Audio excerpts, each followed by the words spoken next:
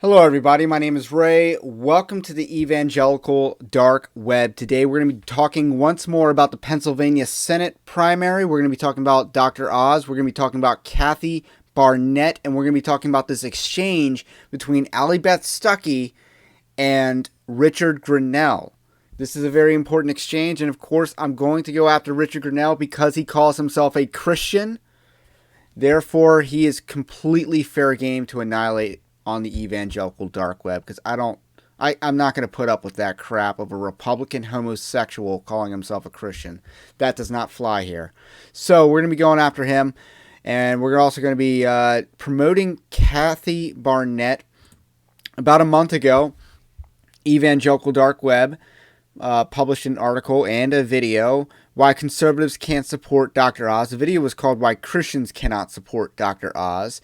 My brother wrote the article. I did the video in tandem with the research done in the article. So he did the heavy lifting, as I said at the time and in the video. This article does a good breakdown of the Senate primary race, because the Senate primary race so big it deserves its own coverage. And a part of that coverage includes the endorsement that the Evangelical Dark Web gave Kathy Barnett.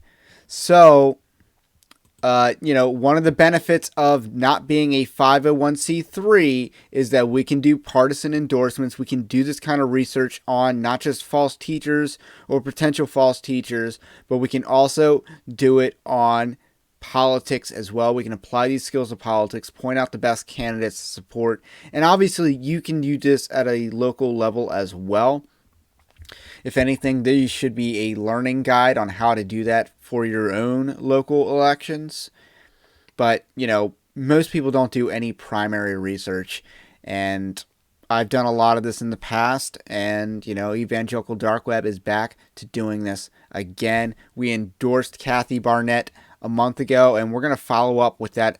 We're going to follow up that endorsement with another video just promoting her and kind of going after people for lying about her. So we had a very important Twitter exchange, and let me just show you the context. Actually, let me tell you what's going on in the race right now.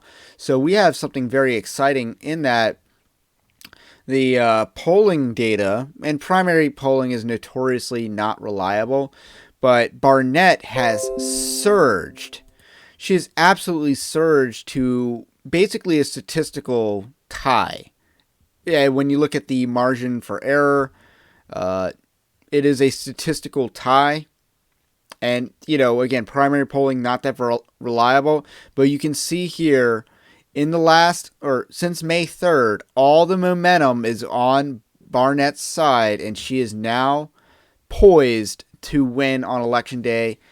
She has the polling numbers to justify supporting her over these other people down here. And Oz's lead in the RCP has shrunk. That's just where the race is at. So she has emerged as the clear conservative choice in Pennsylvania. It's clear. So we'll have this article up when this video is up. But we're going to look at this exchange. So Richard Grenell, who's known as the token gay guy in the Trump administration, tweeted this video attacking Kathy Barnett. So let's watch the video. And he also attacks my former colleague, because I don't do much writing for Knock Report these days, JD Rucker. I've done a live stream with him, by the way.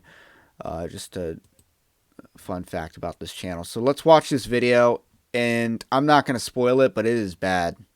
Dismantling privilege and classism in America today. The reason for so much unrest in the Black community is because of white racism. Black Americans feel disenfranchised. Systemic racism, specifically among police officers. I recognize that there are inequalities still throughout our country. I have the blood of slaves coursing through my veins. White racism. White racism. Blessings. Bye-bye. Yeah, so as you can see, that is a poorly spliced together clips. You're taking something so out of context, so mid-sentence. This is literally good people on both sides level of bad. That's how bad this video was edited. And it's created by a channel called MAGA Moms with 16 subscribers, which probably all came from a video that has 15,000 views, probably 17,000 plus actual views, because YouTube's usually behind on its view count on what's public versus what the studio version of the app shows. Fun fact about how YouTube works. And so it's clear that they see Kathy Barnett as a threat, and you have this anonymous YouTube account putting out crap trying to attack her. And Richard Grenell predictably gets owned for trying to promote this. And Allie Beth Stuckey is just one of the ones delivering, taking Richard Grenell to the woodshed. And after we're done going through what Richard Grenell believes, he should be taken to the wood chipper, if you know what I'm saying, metaphorically. So, you know, Richard Grenell talked about how that video was troubling, despite the fact that, you know, this guy worked on like national security or something like that. And he's clearly promoting this. It's nuts. It's totally because he basically is kind of like demonic in his beliefs, and he wants the Republican Party to be more demonic. So here's what we have in this exchange. We have no idea the context of these clips. What we do know is that Oz is a pro-choice gun grabber who pushed the transition of children by. Allie Beth Stuckey, if you're unfamiliar, is a Christian conservative commentator. She is featured on the Blaze catalog. Also a YouTuber. Richard Grenell's response is, "You are reckless and radical. Wow." And of course, Allie Beth Stuckey replied, "Would love for you to explain how anything I just said is reckless or radical." And he's like, "You seem to be nervous because you keep tweeting about it." And then she responds, and this just captures the entire point of this, of Dr. Oz and why we cannot support Dr. Oz. LOL. Yeah, I'm nervous about the future of the country if Republicans we're electing are just as radically liberal as Democrats. That is absolutely summarizing our concerns so well. But of course, Richard Grenell is back for more. He replies to that.